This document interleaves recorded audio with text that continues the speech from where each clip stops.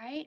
And then I'm going to actually turn this over to Carla. She's going to be leading today's meeting, but thank you all for being here. Thank you for being here on time, and hopefully we will be able to get all of this taken care of, and it won't be too much of a burden, hopefully, but I'm going to turn it over to Carla. Okay, I'm going to try to share my screen, so hopefully this will work. Got it. All right, can you all see the title page, Amanda? Okay, I got some nods.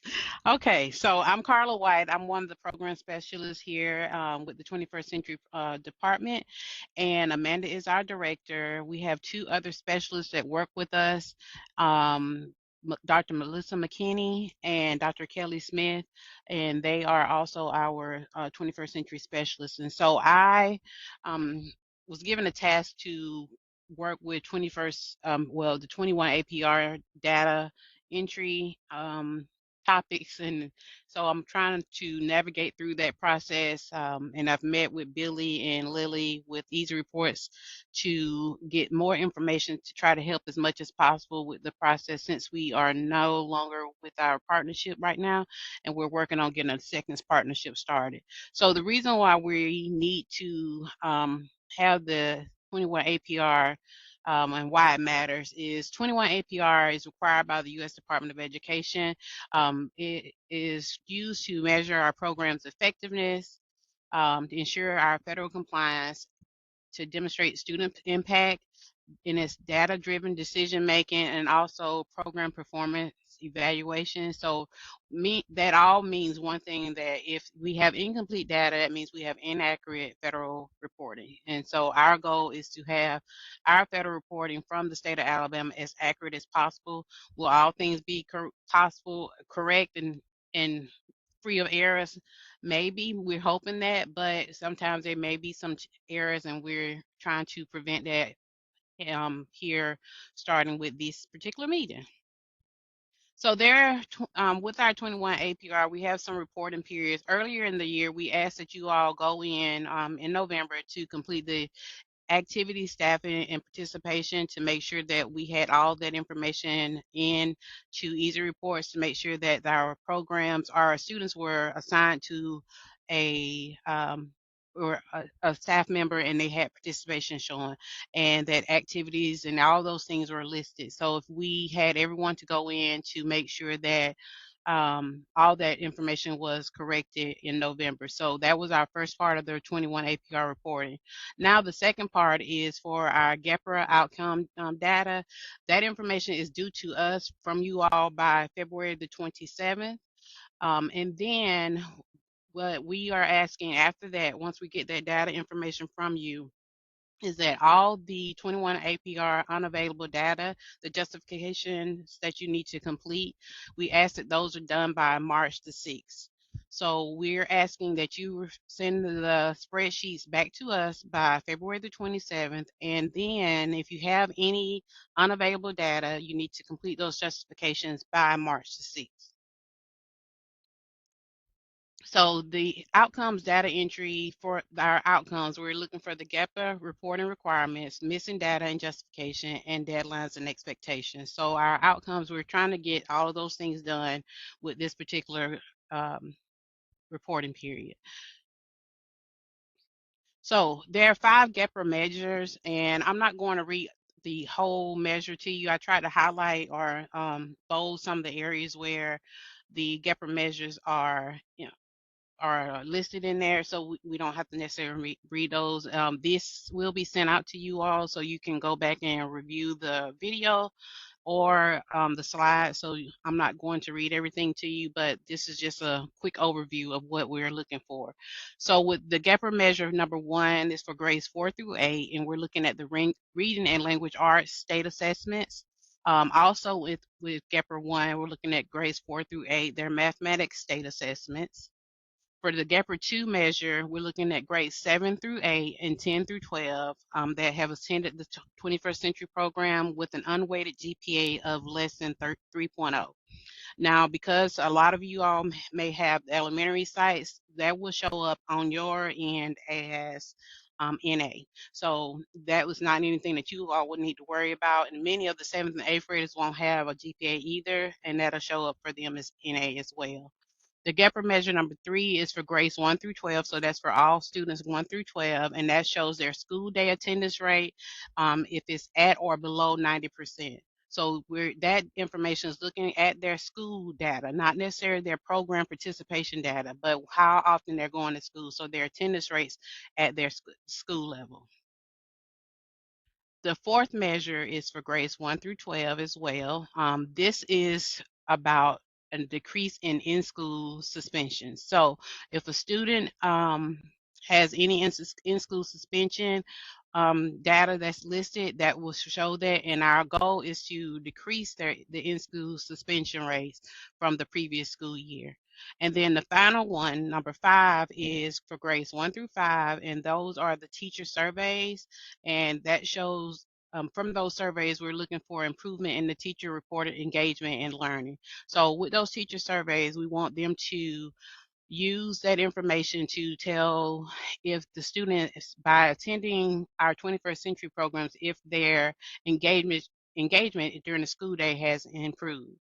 One thing that I did find when trying to get this PowerPoint together is that you all, if you have right now looked at your data and it shows that your survey results are below, you can still send out surveys to your school day teachers to get them to try to complete those surveys and get your percentages up for those, or decreases percentage. So if you have a high percentage, that means you don't have enough information in there, and our goal is to have lower numbers on those percentages. So you can still send out those surveys if you need that to help with that particular indicator. Sorry, let me go to the next one. So Carla, before you keep going, there's a question in the chat. Okay. It says our grant ended October 1st. The students' activities and teachers are in EZReports. What else do we need to do? So yeah, some of you from cohort 16, you no longer have a grant. However, you're still responsible for making sure that the data that's reported to the feds is accurate and as complete as possible. And so even though your grant is officially over, you still have to meet those guidelines of turning in that grant information. And so I think when I looked it up, all but maybe 3 sites had incomplete data. So that's what we're saying is we need you to go back into EZReports, and we're going to give you some ways to either put in the data that's missing or provide justifications for the data that's missing, or both. So I just wanted to clarify that for those of you who, well, it really is just for everybody who's here, including those of you who no longer have a grant. Right. So, and like Amanda was saying, if there's some missing data, this will be your opportunity to get that corrected. So when we upload to 21 APR, we'll have the fewer number of errors or justifications that we have for our state. Okay. Hey, Carla. Hey, Jennifer Baker. Hey. Is this for the 24-25 school year, just like it was in November, right? Yes, it is for the 24-25 school year. Okay. Thank you.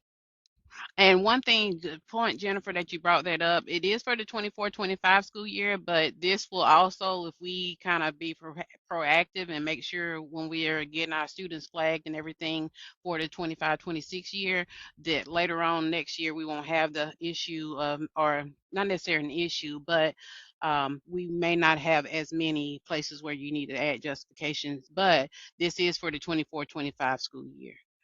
The impact of the missing data. So if we don't have the accurate data, it could reduce our funding. We could have, it can impact our student impact analysis.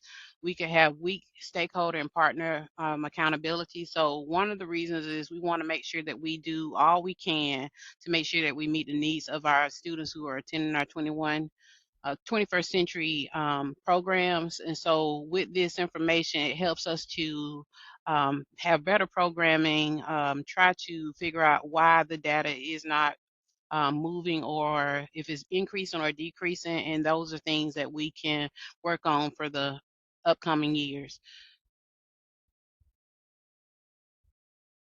So with this 21 APR data check, as Jennifer mentioned, it's going to be for the 24-25 school year. The way you all will view this information is similar to when you all at the beginning of the year looked at the activity, staffing, and participation. So with this, you'll go to the EZReports on the navigation side on the left side. You'll go to reports. Then you'll scroll down to the 21 APR reports. And I tried to do as many screenshots and arrows to hopefully make this process a little less complicated for everyone. You'll scroll down to 21 APR reports, then you will go to the outcomes. So at the bottom of this particular slide, you'll see where you have summer 2024 and you'll have school year 24-25. And what you want to do is run a data check. So you'll have to run a data check for the summer and for the school year. Those of you, like Amanda mentioned, some of you may not have had any data for this portion of the school year, but what we're looking at is data from 24 to 25. Once you do that, you'll click on the data check button. Anytime you do any kind of uploading or data checks, make sure you run your data before and after you enter any data. So that's a big thing, that if you make sure that you have that information uploaded, when you do your data check, you will have fewer errors. Once you click on your data or view details, you'll click here on the view details in your report on your 21 APR data check. So this is what that page will look like. It'll have the 21 APR data check at the top with the school year, or if it's summer 2024. The icons that you'll see on that particular report are no data issues, which you'll have a green check. You'll have the red box with the X in, and that means there's missing APR data, and you'll click on the icon to view more details, or you'll have the exclamation mark in the box where it means data issues exist. Click on the icon to get more details.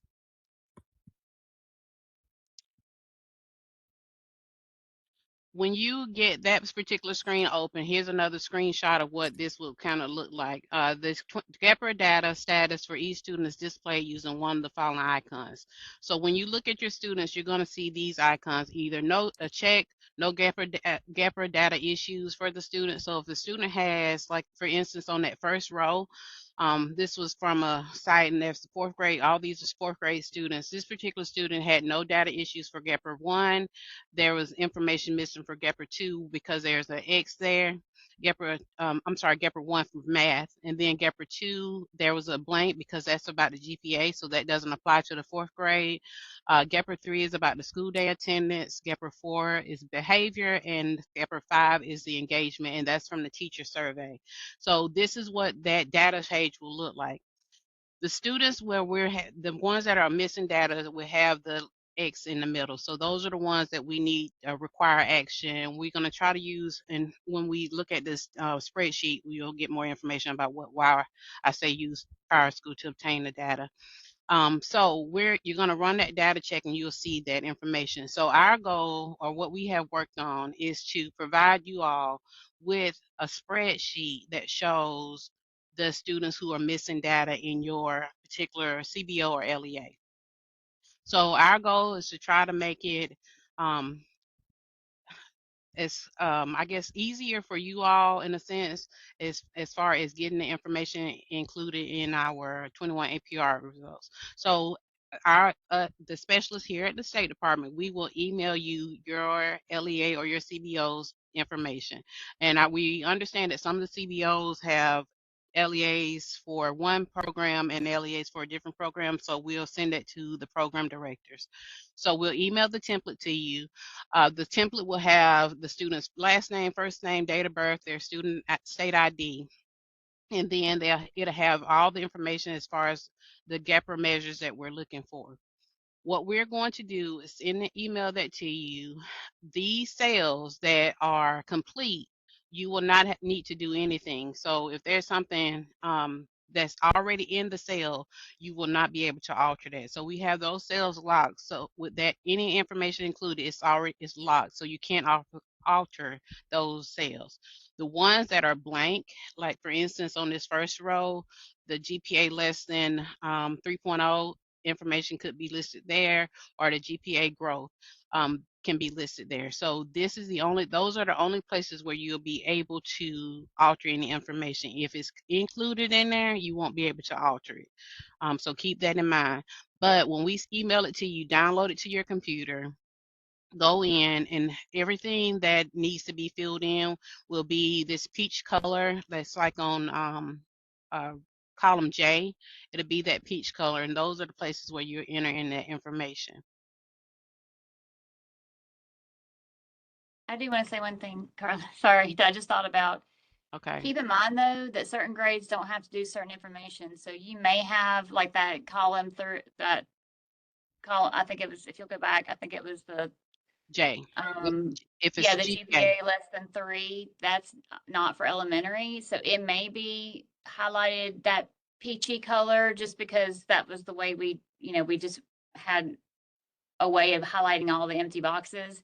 But if that doesn't apply to you, if you don't teach 7th through 12th, then you can just leave that blank. It would be the ones that pertain to the students that you're working with. So make sure you refer back to if you don't have them written somewhere else, make sure you refer back to the presentation as to which ones actually apply to the correct grades for the students that you have in your program. And for the columns H and I, that's the answers for that could be a Y, which is going to mean yes, or an N, which is no. Some have NA in there, which means not applicable, but if a student didn't show any growth and they stayed the same, just put that there. But on J, like she said, if a student doesn't have a GPA, if they're below 7th grade or 8th grade and below, you don't put anything there. If they have GPA growth, that's K. Again, that won't apply to our younger students, but those areas you put for the H and I, definitely put a Y or an N. J, you put yes or no for the GPA information if there was GPA growth. If there wasn't anything for those particular students because they are below that grade level, just leave it blank like Amanda said. So with the data template, we'll send it to you. You'll have it saved and completed on your computer. Make sure you save each time. Well, of course, if you use Microsoft Office, it saves automatically. And also you can also download it in Google. If you don't have Microsoft Office, you can use Google Sheets as well.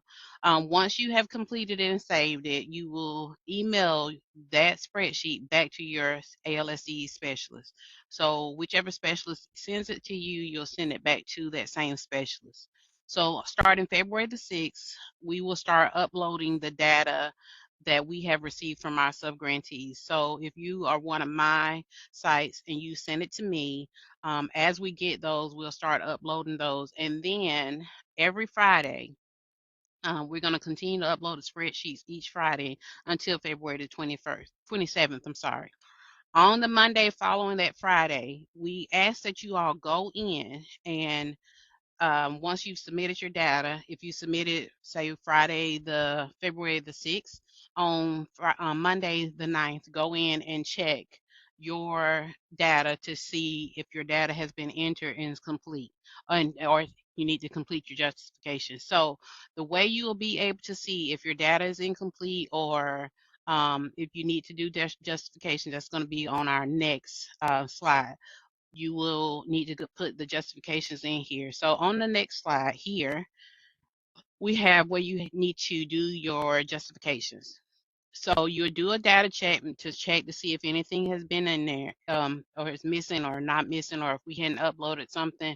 If you find that you sent something to us and it hasn't been uploaded by the following Monday, if you just send us an email to let us know, then we can work on getting that uploaded so you all can do those data checks. But once you do that and we have uploaded your data and your information and you find that there's unavailable data for a student, so again, you'll go under reports, 21 APR reports, you'll go to outcomes, then summer 2024 and school year 2024-25, and then you'll see to the right, after that data has been uploaded, you'll see unavailable data for both summer and for the school year. When you get to the unavailable data, this is where you're going to place justifications of why that data is not available. So once you click on that unavailable data, another screen will come up that looks like this. For instance, this is for a site, and it shows that this has the missing outcomes data. So under GPRA 1, you can see where the site has 14 of 42 things missing. So you then click on that particular information, and you would need to see what is missing, and then you would need to write a justification for that. Our goal is to limit the number of justifications. So our goal is on the front end to put as many try to include as much of our data as we can to avoid having to complete all these justifications, because that is also a tedious task, and that will be done by you all, not by us. So if you want to prevent yourself from having more work and having to do all those justifications, I would suggest that you try to get as much of the data as you can in your spreadsheet prior to you sending it to us for the upload. On the next slide, I have some examples of what you can use for your justifications. Again, our goal is to not have as many justifications, but sometimes students will transfer out and you won't Oh, have the really? information. How did that happen? Sometimes they'll transfer out and you won't have the information, and that happens, and there's nothing you can do about that. So for example, if you have a justification for GPRA 1, 2, or 3, this first sentence has the student transferred to another school district before academic performance or attendance data could be collected. That means that child was there for a few weeks and transferred to a different school district or a different school, and that data information moved with this child, so you don't have that information. Excuse me. And that happens a lot. Some withdraw from the program, school. Some didn't complete their assessments because of absenteeism. They were sick, other disruptions. The school day attendance. Our goal is to make sure that that is pulled from this Power School data. So we know the students attend school every day, most of them. Some of them are chronically absent, but our goal, if they're attending the program, hopefully that encourages them to go to school each day. But for school day attendance, if they didn't attend, a small portion of the attendance data could not be reported due to unexpected interruption in the documentation process. That could be maybe that child wasn't marked as 21st century at the very beginning of the year, and the data may not have pulled correctly. And the goal for as a justification is we have since resolved the issue, meaning you've gone in and made sure that child was marked as 21st century, recover all available records, and reinforce our internal procedures to ensure complete and accurate reporting going forward. So our goal again is to make sure we have the complete and accurate reporting. And then again, there's some examples for GPRA 4 and GPRA 5 and those teacher surveys. Again, remember, you can still send out the surveys. If it's a school day teacher that has that particular student, say for instance, a teacher that had the student last year has moved to a different school or no longer teaching in that LEA, you can have someone who is their current teacher complete the teacher survey, and then you can get that data uploaded. So I just give you that suggestion just as some information for you all to have. The template deadline, again, we're going to email those out to you as soon as possible. Hopefully we can get those out to you all by tomorrow. But the template deadline email back to your specialist will be Friday, February the 27th. So you have a little over a month to get that to us. Again, we're going to try to get those out to you all as soon as possible, and then you can email those back to us. And then once we have gotten all that information uploaded, the justifications deadlines for you all to write, if there's some missing unavailable data, you need to write those justifications.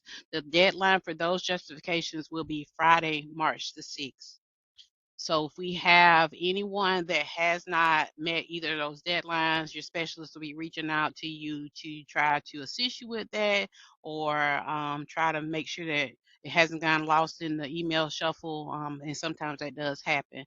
But our goal is to meet those two deadlines to make sure that we have the accurate information that we can upload to 21 APR. And do we have any questions? We'll move Yeah, back there's to. some questions in the chat. Okay, let me move back where I can see that. One was, does this apply to FY26? No, it all goes back No. to 24, 25. Yep. So if you're cohort 26, this does not apply to you. You'll do this next year. So this is just for 16 and 17 right now. And then another question was, my school does not figure GPA for 7th and 8th. What am I supposed to put in that section? Leave it I blank. think what we had Power School do in that case was to look at either the English language arts or math grade and say whether there was an improvement in the grade from the previous year to the current year. So instead of focusing on GPA, focus on if there was an improvement. I know they looked at both. I know they pulled both data for ELA and math, but I'm not sure exactly how they determined whether it showed improvement or not when they looked at two different things. I'm just being honest. Not exactly sure how they handled that. So I would just say use your best judgment. If you feel that if their scores improved in math and English language arts from the previous year to the current, then you could go ahead and put yes, that there was improvement.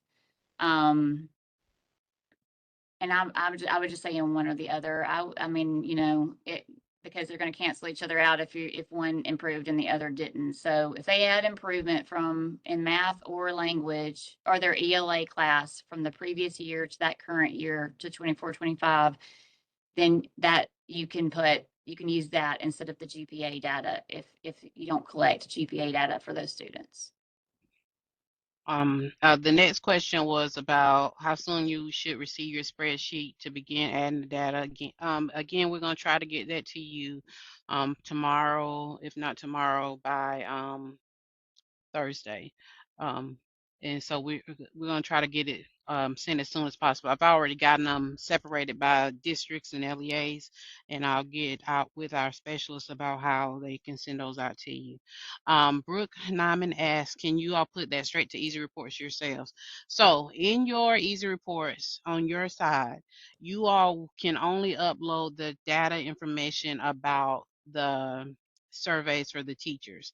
So we can only upload the other 4 GPRA measures. So that was the reason why we're having to have you all do that and then send it to us. So you can only upload the information about the surveys from your end. Mr. Talley, you asked, is this the last mandatory test for cohort 16? Yes, it is. As far as we know, hopefully. Right. This is the last mandatory thing, as far as we know, like she said. The only thing I could think of that could potentially happen is if we're audited by the feds, they may come and ask for information from back in 16. I think you're supposed to keep all of your data and information for like 3 years. And so that's the only thing I could think of that could potentially happen. But I think that's I doubt that would happen. I think that would be a very rare instance that is going to occur. So hopefully this is the last time we ask you guys for anything for 16. And Ms. Cooper, you asked about the attendance for the school day. If it's entered in and it's still showing an error, you would just go into that template and place the information in about the attendance for those particular students. So that'll give you the opportunity to get that error corrected on there. There's people trying to get So in. just as a reminder, I'm sorry to interrupt, but just as a reminder, this is why, and hopefully moving forward, we won't have to continue doing this. Because we'll have that API set up where the information automatically rolls over into PowerSchool from 21st Century. But just keep in mind that we had to do this last year too. And we had this big long conversation about how important it was to make sure that all of your students were marked as 21st Century in PowerSchool before, I want to say it's like the second or third week in July, maybe June. There is a week in June or July, and I'm sorry, I'm drawing a blank which one it is right now, where PowerSchool basically freezes all of the information from the previous year, and it doesn't matter how much you update after that point, it's not going to update it in our system. They freeze the data, they pull it, and then after that point, you can make all the changes you want in PowerSchool, but it's not going to pull it for us. And so we had to do this last year too for a lot of sites. And I was hoping this year would be better, but we still have quite a bit of missing data. So please make sure right now, and this, if you're from 26, listen to this message. It is so important that you go in and mark your students as 21st Century in PowerSchool, so that when we do pull the data, it pulls all of your students' data and you're not having to go back and manually enter it later. Super important. And Hey, that month is June. That Okay. locks down. Miss Carla and Yes, Amanda, ma'am. do y'all know if EZReport, we were told that when they first ran the data, as far as uploaded the data, that a lot, like thousands of records were not uploaded correctly because there were punctuation, like misspellings of names, or there was hyphens, or apostrophes and things like that. Do you know, were those ever? I think so. That was still being worked on when we still had our partnership with TPI. And as far as I know, they worked through all of those issues with the data. They just had them, basically, to be honest, they just kind of had them keep reducing the amount of data they were comparing to each other. So, like, for example, if something was off with the state number, they took state number out, and that made a whole bunch more kids match. You know what I mean? Like, they just kept kind of reducing. And for the kids that didn't have a match, they kept reducing the things that they were looking for, trying to get it where they all matched up. As far as I know, they made things match as best as they possibly could, but that could be a problem, which is another reason why we're hoping with this API that we're trying to have built, that you guys, it basically, if I get it built the way we want it to get built, in order for your student to even show up in EZReports, they'll have to be marked as 21st Century in PowerSchool. And then, like, that night, the data will automatically come over, and then we know for sure that the student's name is typed correctly, their student number is correctly, because it'll all come from PowerSchool. That'll be kind of a pain in the butt as far as if you're not the person who has control of checking this, of marking the kid as 21st Century in PowerSchool. That may be a bit of a burden and a problem, but we'll just have to figure that out. But hopefully, that will put an end to all of those issues. But for now, as far as I know, they got it. Okay. They got most of the data to match. Okay. I just know that we were still missing a pretty good bit. And Yeah. so, and I have been we have a very good relationship with the people that we work with at the school system. And I mean, I'm sending him every month. I send updates on who to, flag, and, we have a good communication. So I do not believe that that's the reason, because I believe that they're getting flagged. But for whatever reason, we are still missing data. So Yeah. And it could be anything, like even just having an invisible space, an extra space after that child's name. Like you could type the name Amanda and then hit the space key, at the end of it, and that could cause the data to not match up, and you can't even see it. So it's like little things like that you wouldn't think would be an issue. That character is still there even though you can't see it. And so that could cause the name to not match up. So it's just little things like that no matter how careful you are, it's really really easy for the data to not match perfectly in one system from the other, which is again a reason why we're hoping this API will hurry up and get built. Okay, So, thank you. Another question was about the behavior being pulled from PowerSchool behavior. Is a student is marked as 21st century, their behavior will be pulled. It's only looking at in-school suspension in that particular GPRA measure. So there may not be very much data on that if the students have not been in-school suspension. And for the surveys, the summer surveys probably did close on December 31st. I didn't look at those, but I do know that the school year and the school year surveys are still open until like March. So that you probably will get an error for the summer surveys for those students.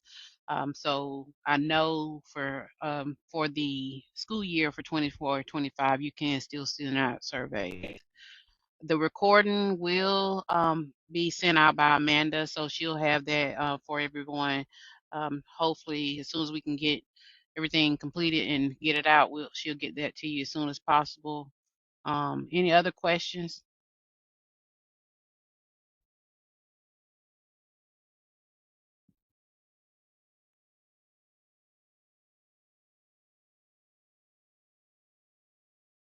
Some of the summer and school year, GPRA 5 is showing an X, but when I go to the survey section, it shows those students are complete.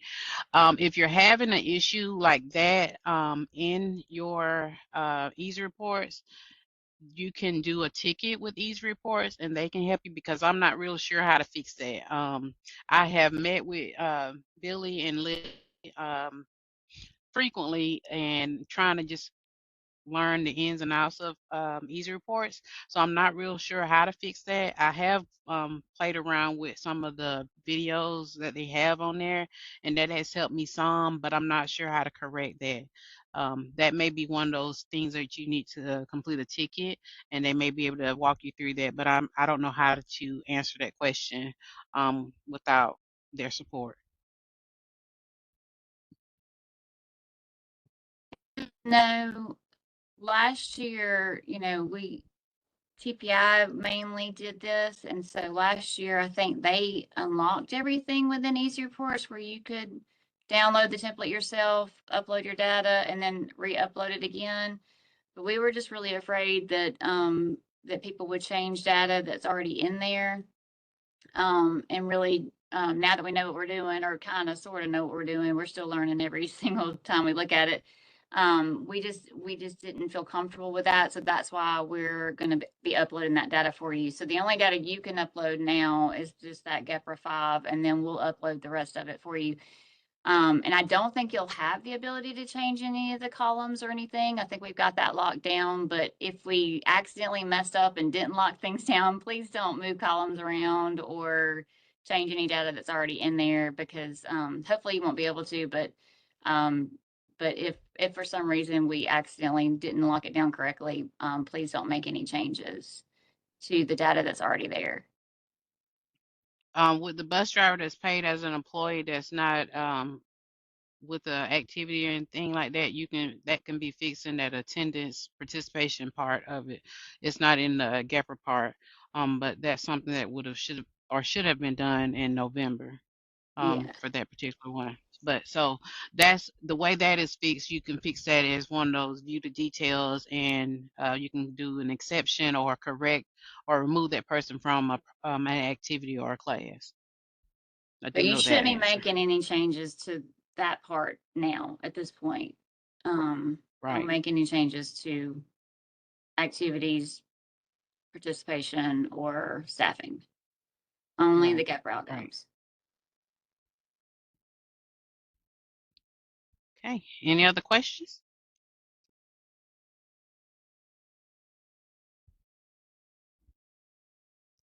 And if I'm your specialist, you can email me. I'm the one that did the spreadsheet, so I have all the information and I can separate it for you.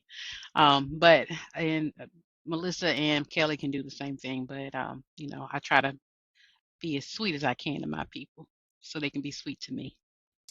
I will say this: if Yay, you're from if you're from cohort 16 and we don't have your contact information, like for example, maybe your 21st century program is shut down and you no longer the program director is no longer there, which is who we typically will send that spreadsheet to, please email us and let us know who we need to send it to instead of that person. If we need to send it to someone else in the LEA that's going to handle it now that the program has been shut down, then just let us know. Especially if you don't hear from us or get anything from us in the next day or two, then you probably need to reach out to your 21st century specialist. And if you don't know which one is yours, then just reach out to any one of us and we'll figure it out. We'll let you know. We'll make sure the message gets to the right person. And everyone can email me, and I can, if you don't know who your specialist is, and then I can email you if I'm not your specialist, or email you and connect you with your specialist. So however you need to do it. But my email address is carla.white@alsde.edu. So that will help some. Yeah.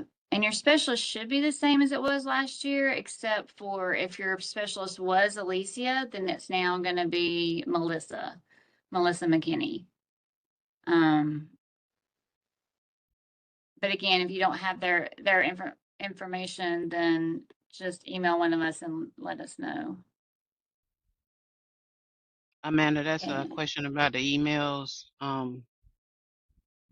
Okay. About the program director emails.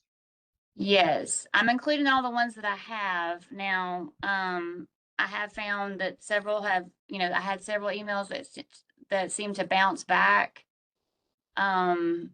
So it could be that those people no longer work for the school, so that's why I was a little nervous about that. So I tell you what I'm going to do right now. I'm going to put in, if you haven't been with the program in a while, you may not know that we have changed to a new website. I'm trying to copy it right now, but I can't do it and talk at the same time. I'm going to put our new website link into the chat so that you'll have access to it, and it has all of our emails on it. Let me do that really quick.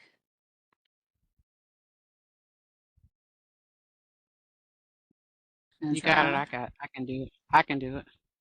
Yeah, for some reason it's not letting me copy and paste. Got it. Thank you. That's our new email address. Oh, I'm sorry, our website. Website. And it has all the information for your specialists. If you're interested in cohort 27, that information is also on there. If you need to get information about the cohort 27, be on the listserv, that information is in there as well.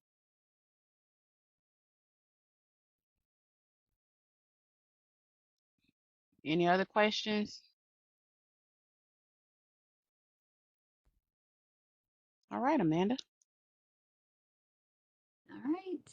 Thank you guys so much. If you think of anything, just don't hesitate to reach out and we'll try to help as best as we can. And please just keep in mind those deadlines are deadlines. You do not have to wait until that day to submit your spreadsheets. We would really appreciate it if you would submit them earlier rather than later, because again, we have to upload all these.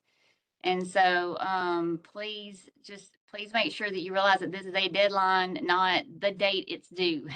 It's, you can turn in this week if you want to. You can turn in next week if you want to. So please, and you can start doing your justifications as soon as your data shows up. Once you've submitted it back to us and we've uploaded it for you and you see that it's been uploaded, you can start doing your justifications then. You don't have to wait till the deadline. Okay, so please get it done as soon as possible. Thank you guys so much for being here, and don't hesitate to reach out if you have any questions. I'm going to stop the recording.